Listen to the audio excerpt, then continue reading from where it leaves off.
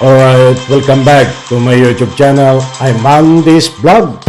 Ito mga kaibigan, mainit po nating pag-usapan, talakayin. Itong kumakalat ho at binitawan na pananalita ng ating First Lady, Liza Marcos, patungkol dito sa kasalukuyang Vice Presidente Sara Duterte. Budget na ako sa'yo. Yan ang binitawan na pananalita ng ating First Lady, Liza Marcos. At ang binitawan naman na pananalita sa harap ng social media din ni Pangulong Bongbong Marcos ay ang salitang complicated. Ako po, maraming laman ito at malaman mga kaibigan. Magre-resign na nga ba sa pwesto bilang cabinet member itong si Sara Duterte? Tuluyan na ba itong magre-resign? Marami po ang nananawagan taong bayan. Napakainit na usapin na kailangan na mag-resign bilang cabinet member sa edukasyon. Ito po si Sara Duterte. Iyan po lahat at marami pang iba ang ating tatalakayin. Kung bago pa lang po kayo sa aking maliit pa na YouTube channel, inaanyayan ko po kayo, please subscribe. Sabay-sabay po nating i-like ang video na ito kung nagustuhan nyo po. Ako'y muling nakikiusap mga kaibigan kung pwede lang. Patapusin po nating panoorin ang kabuuan ng vlog na ito. At nang sa ganon, lubos po nating maunawan. Eto! Palakpakan muna mga kaibigan. Kumusta po sa lahat? Shoutout. Pasensya na po sa aking audio. At minsan mabagal dahil namamalat na naman ho. Talagang gamit na gamit mga kaibigan. Eto! Kailangan na nga bang mag-resign ito? Si Sara Duterte, napakarami. At napakainit na panawagan ho. Sa social media, malalaking media platform na kailangan magbitiw na kung may delikadisa ito nga si Sara Duterte bilang sekretary po ng DepEd. Doon lang po sa DepEd, pinagbibitiw. Mga kaibigan, gusto ko pong hingin ang inyong public opinion. Dito sa dalawang salita lang po. Ano po ang opinion nyo dito sa binitawan na pananalita ni First Lady Araneta Marcos kaya Sara Duterte na budget na ako sa iyo? Ano po ang opinion po nyo doon? Any comment? At ito pa, pangalawa, ano po ang opinion nyo dito? At pagkakalam sa binitawan din ho, ilang araw na nakakaraan ng ating kasalukuyang Pangulo na si Bongbong Marcos na salitang complicated. Yan po ba, dalawang word na yan, na nabanggit ko ay makakatulong sa ating Republika ng Pilipinas? Any comment, any reaction ho, diyan po sa comment section. Ay napaka-importanting mahalaga ho. Ang inyong boses, kahit lang po dito sa social media ay maipaabot nyo po. Huwag po kayong matakot. Huwag po kayong mag-alinlangan, mag-iwan ng inyong mga komento. Ano ang dahilan? Dito muna natin dakuhan itong diretsahan sa interview ni Katunying kaya First Lady Araneta Marcos na mahaba yung interview. But dito tayo nakapokus at bigyan po natin ng highlight ang salitang budget na ako sa iyo. Iyan po ay pinatutungkol dito sa kasalukuyan natin na Vice Presidente na si Sara Duterte. Ano ang dahilan? Bakit budget itong First Lady natin dito ho kay Sara Duterte? Mga kaibigan, kayo din po ba ay budget? Matanong nga kayo. Kayo po ba mga mahal kong taga-subaybay ay budget din dito kay Sara Duterte? Gusto ko lang hingin ang inyong panig din. Maliwanag po diyan ay ayon po sa ating pagsasaliksik bilang isang maliit na vlogger ay sinusundan po natin ang ika nga po mga kaganapan sa ating Republika ng Pilipinas kung magugunita niyo po. Sa mga nakadaang rally, diyan po na ginanap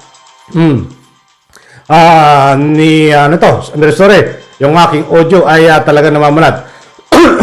Sorry. Sa mga rally ho na nagdaan na ginanap ay diretsahang binabati ko sa ang asawa ni First Lady Lisa Marcos na bangag.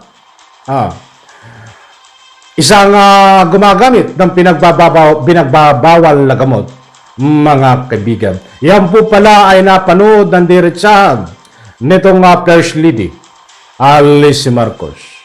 Kahit wala po tayong duda. Karapatan niya ho na ika nga po ay magbigay ng salitang bad shot, mga kaibigan, dito sa pinatutungkulan niya na si Sara Duterte sapagkat ay asawa ka. Asawa ka ng ika nga po ay presidente. Tao ka lang po, maging personal man ito o hindi, ay karapatan ng isang First Lady na magsalita po ng ganyan dahil mayroon pong mga matitibay na ebidensya na napapaloob po na deserve niya na sabihin na budget ka sa akin, Sara Duterte. Pamantakin mo asawa mo. Sasabihin ng bangag, mga kaibigan. Lahat ng paninira ho sa kampo ni Bongbong Marcos, ang ating kasalukuyang presidente, ay napanood ho ng First Lady. Kaya muli ko pong inuulit, deserve niya po na masabihan na budget ka sa akin, Sara Duterte. Mga kaibigan, kung mapapansin niyo po, napakarami pong batikos sa ating kasalukuyang Pangulo. Hindi lang po yung budget. At maya-maya tatalakayin po natin itong complicated. Data po at sa puntong ito, kahit sino po ang magsuri sa mga galawan at takbo ng paninira ho ng kampo ni Sara Duterte, ng kampo ng kanyang ama, ay yung iba ho, ay baka hindi lang budget. Mga kaibigan, ang masasabi niya, ang opinion nila dito, may kasamang galit ang nararamdaman po ng iba. Lalong-lalo na ang ating masugid na mga taga-subaybay na naniniwala sa mabuting panunungkulan ng administrasyon natin ngayon.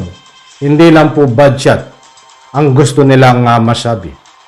Alam nyo na po ang gusto kong ipunto. Nananawagan po na talagang bumaba ka na sa pisto bilang DepEd Secretary, Sara Duterte, kung mayroon ka pang delikadisa. Dahil hindi po makakatulong sa taong bayan at sa Republika ng Pilipinas ang pinaggagawa mo.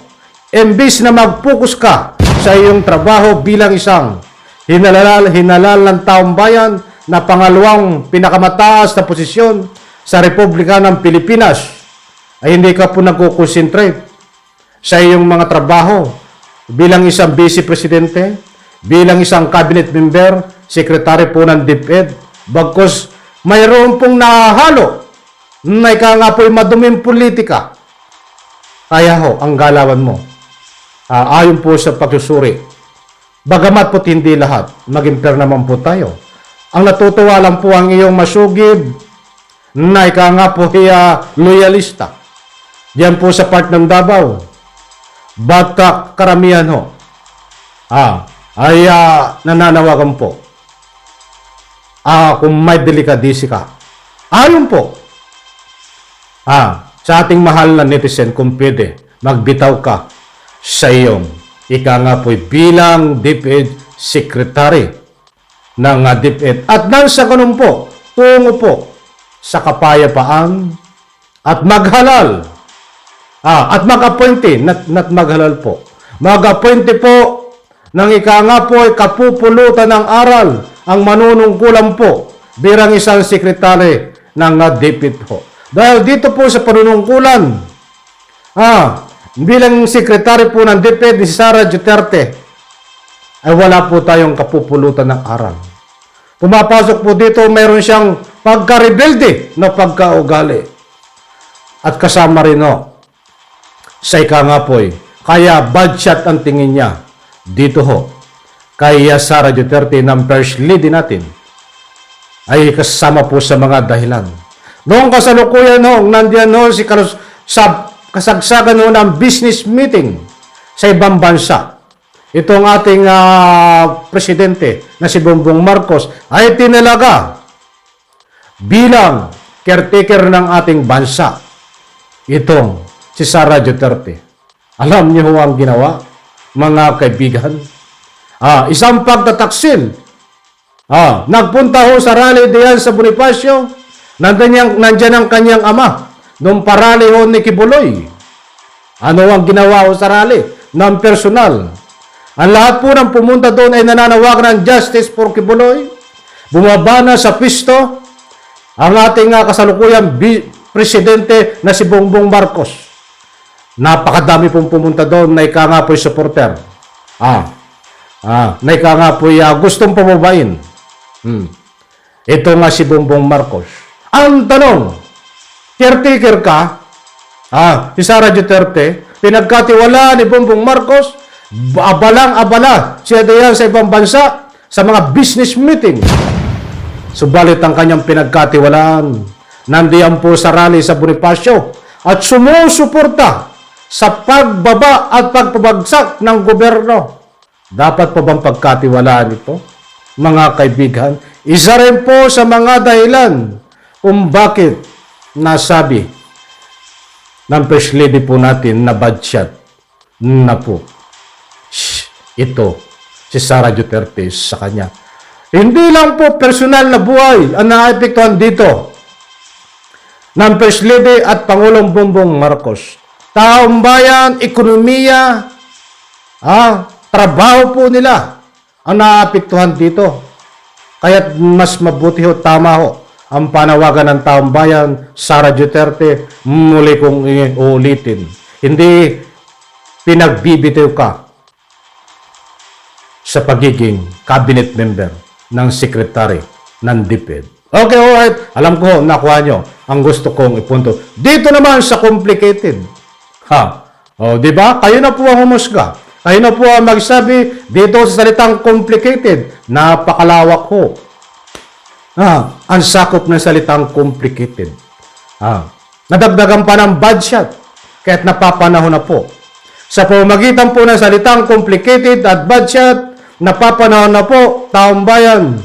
Alam ko po, yung iba ay gising na sa katotohanan. Suportahan po natin ang panawagan na ika nga po'y kailangan magbitiw bilang Secretary of DepEd. Dito po, ito po si Sara Duterte, mga kaibigan. Nang sa ganun, makausad po tayo. Makapagtrabaho po ng normal. Mga kaibigan, dahil ito lang po mga ito ang nagpapagulo sa ating Republika ng Pilipinas. Karapatan po ng gobyerno, no anuman ang paratang sa gobyerno, na walang basihan, walang katotohanan, ay sanggahin. Kung anuman at sagutin kung anuman ang mga paratang na pawang ikasisira ng ating kasalukuyang Pangulo at siyempre ng Republika ng Pilipinas. Okay, medyo kinulang tayo sa oras mga kaibigan. Bigyan po natin ng part 2 ito. Pasensya na po, alam kong bitin din ako. Bitin din kayo.